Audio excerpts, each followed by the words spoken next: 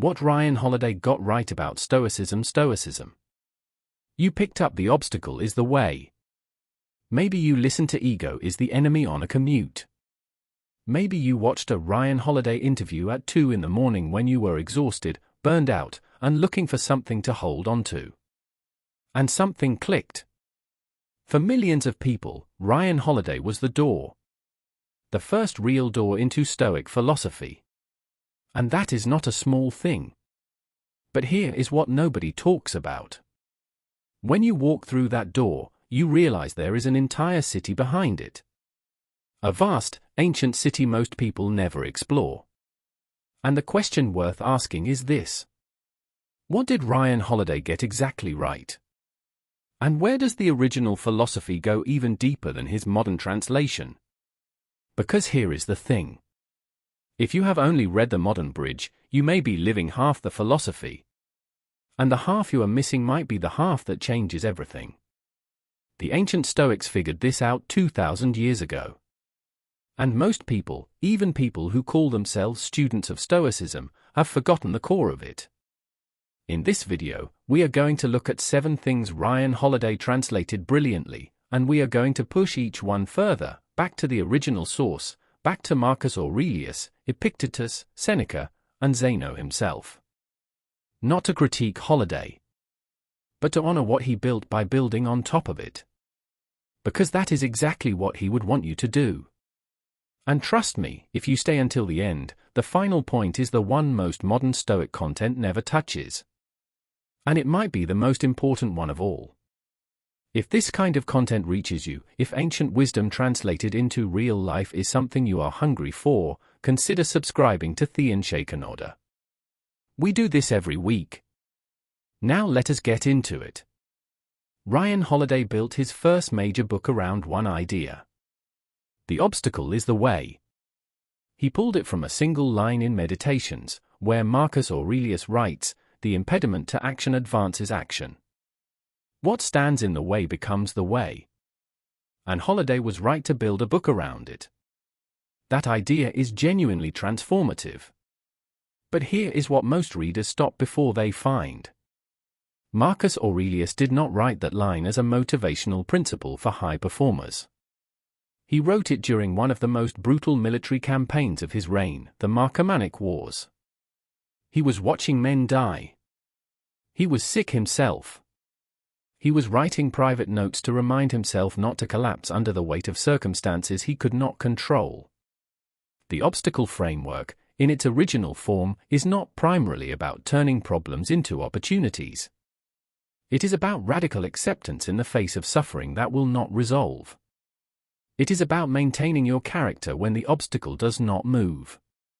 When it just stays there. That is the deeper cut. Not, how do I use this problem to get ahead? But, who do I become when the problem refuses to leave? The modern example is your career plateau. The job that is not growing. The business that keeps hitting the same ceiling. Holiday says, use the obstacle. And he is right. But Marcus goes further. He says, love the obstacle. Amor fati. Because it is revealing something about your character that comfort never could. The action today is this. Name the obstacle in your life that is not moving. And ask not what you can extract from it, but who you are becoming in its presence. That is the original question. Ryan Holiday's second major book is Ego is the Enemy. And again, the instinct is exactly right. Ego distorts your perception. It blinds you to feedback. It makes you fragile. But Holiday drew from a modern synthesis. The deeper well is Epictetus. Epictetus, a former slave who became the most influential Stoic teacher of his era, built his entire philosophy around one axis. The dichotomy of control. In Enchiridion, he writes, men are disturbed not by the things which happen, but by the opinions about the things. He did not call it ego. But he was describing the exact same mechanism. The part of you that insists reality should bend to your preferences. The part that says, this is not fair, this is not what I planned, this is not who I am supposed to be. Epictetus knew this because he had lived it. He was enslaved. He could not control where he went, what he did, or what was done to him. His only freedom was internal. And from that position, he discovered something Holiday is pointing toward but did not fully name. Ego is not just arrogance. Ego is the belief that your internal peace depends on external outcomes. Ego is thinking that if your circumstances changed, you would finally be okay. The modern version of this lives in your phone. You post something. You wait. You watch the numbers. And your mood tracks the engagement like a stock price.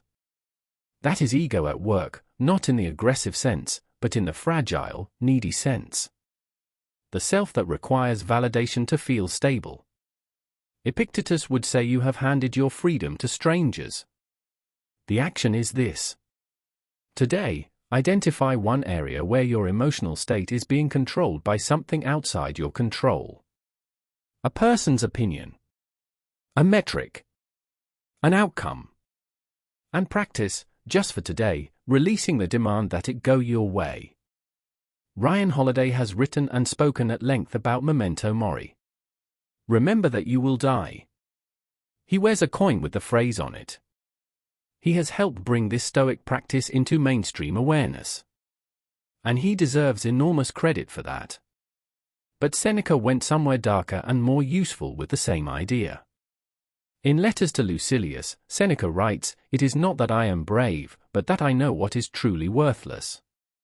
He is describing a man who has meditated on death so thoroughly that he has become liberated from the anxiety of losing things. Not because he does not love life, but because he has already grieved its impermanence. Holiday frames Memento Mori as motivation. A reminder to act now. To not waste the day. That is true and valuable. But Seneca adds a second layer. He says that the real gift of remembering death is that it strips away the false hierarchies. The things you are stressing about at 11 at night, the email you did not send, the opinion someone formed about you, the opportunity that slipped away, they all look different when you genuinely reckon with the fact that you are going to die. You are not going to die eventually in some abstract sense. You are going to die. Probably sooner than feels real right now. Seneca writes in On the Shortness of Life, "You act like mortals in all that you fear, and like immortals in all that you desire." That line should stop you cold. You fear small things with mortal urgency. You want things as if you have unlimited time. The Stoics figured this out 2,000 years ago, and we have forgotten it completely. The action is this. Write down the 3 things you are most anxious about right now. Then ask yourself honestly. On your deathbed, will any of these register? If the answer is no, you already know what to do. One of Ryan Holiday's most successful projects is the Daily Stoic. A year of daily meditations. Short passages. Practical reflections. It has introduced millions of people to consistent philosophical practice. And this is where he is most faithful to the original tradition. Because Marcus Aurelius did not write Meditations as a book. He wrote it as a journal. Private notes to himself, written and rewritten over 19 years. He never intended for anyone to read it. He was doing exactly what Holiday teaches. Returning to the principles daily. Testing himself. Catching himself when he drifted. Marcus writes in Meditations, "You have power over your mind, not outside events. Realize this, and you will find strength." But notice the context. He wrote this as a reminder to himself because he kept forgetting it. Because he was human. Because even the Emperor of Rome, surrounded by luxury and power, woke up on days when his mind was scattered and afraid. The practice is the point. Not the insight. The daily return to it. Here is what most people do with the Daily Stoic. They read it. They nod. They feel good. And they close the book. That is not practice. That is consumption. The action is this. Do not just read today's passage. Write one sentence in response to it.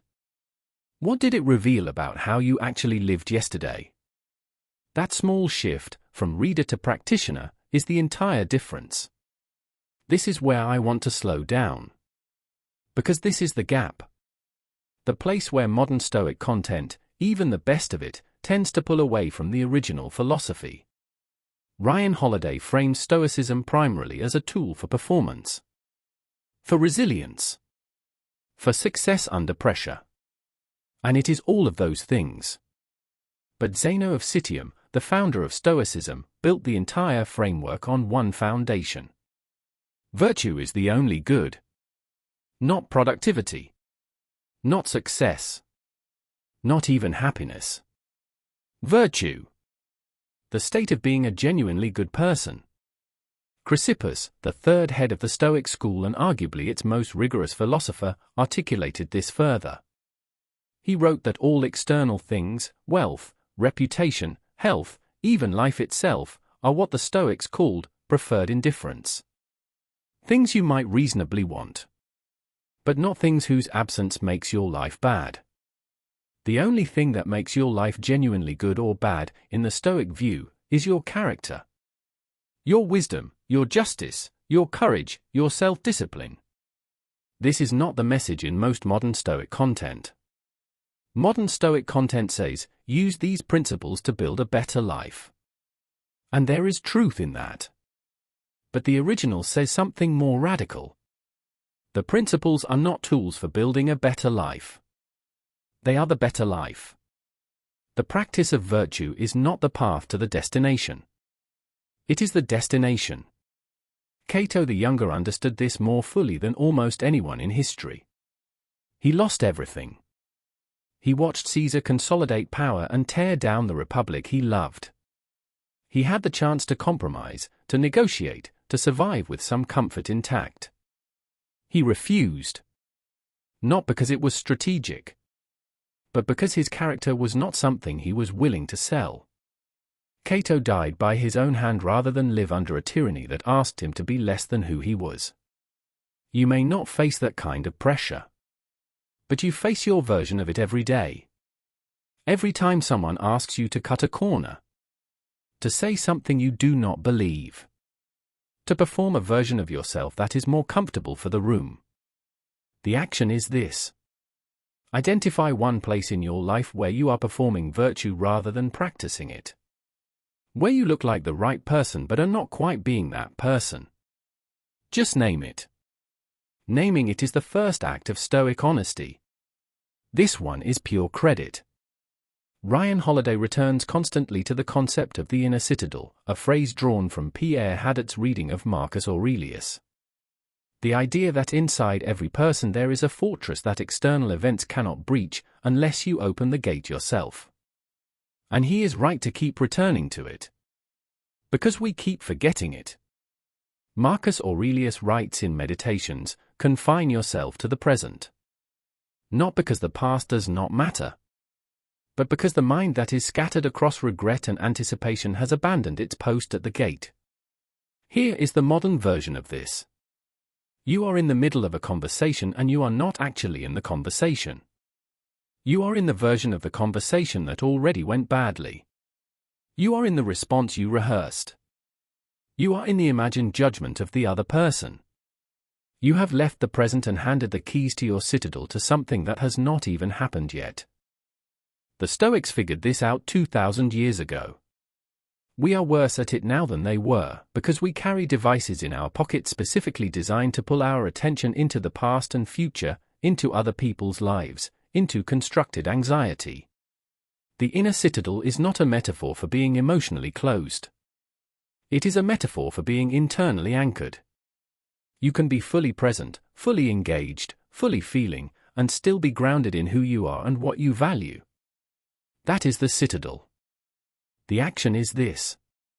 The next time you feel your attention scatter, the next time anxiety or distraction pulls you out of the present moment, say this to yourself. Return to the citadel. Then name where you are and what you are doing. This is your ground. Stay there. Here is the final point. The one I promised at the start. Ryan Holiday built a bridge. A genuine, well-constructed, beautifully lit bridge from modern life into ancient philosophy. And if you are watching this video, you probably crossed it. Millions of people have. But a bridge is not a destination.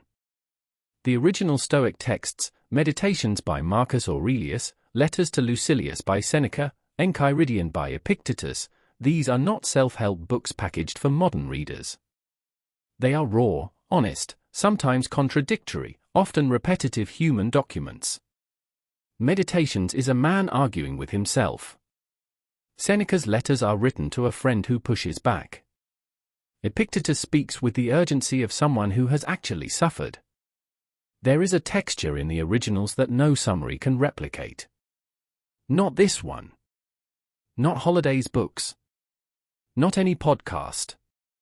Naval Ravikant, who bridges ancient philosophy and modern wisdom as well as almost anyone alive, has said something relevant here. He says, read the original books. They are almost always better than the summaries. And in the case of the Stoics, this is profoundly true. Reading Seneca is not like reading a list of lessons. It is like sitting with a man who has genuinely wrestled with the question of how to live, who has failed at his own advice more than once, who knows how short time is and is urgently trying to use what remains of it well. Holiday gave you the map. The map is not the territory. So here is the final action. And this is the most important one in this entire video. Go read one original Stoic text. Not a summary. Not a daily devotional. The actual text. Start with Meditations. Or Letters to Lucilius. Or Enchiridion. Read it slowly. Argue with it. Write in the margins. Come back to it. Let it be inconvenient and difficult and rewarding in the way that real things are. Because the Stoics were not trying to help you optimize. They were trying to help you become someone worth being. And that is a different project entirely. We started this video with a question. What did Ryan Holiday get right about Stoicism? The answer is, quite a lot. The core instincts are sound. The translation is honest. The accessibility is a genuine gift to people who would never otherwise encounter these ideas. But the original philosophy is wider, deeper, and more demanding than any modern adaptation can fully capture. And the person who takes Holiday's work as a starting point rather than a destination will get far more from it than the person who treats it as the final word. You are clearly not that person. You are still here. Keep going. Read further. Go back to the source. If this video gave you something worth keeping, subscribe to Thean Shaken. We go deep into this work every week. And if you want to know where to go next, the video on Seneca's philosophy of time is exactly the right follow-up. It will change how you see every hour you have left. The Unshaken Order begins with you.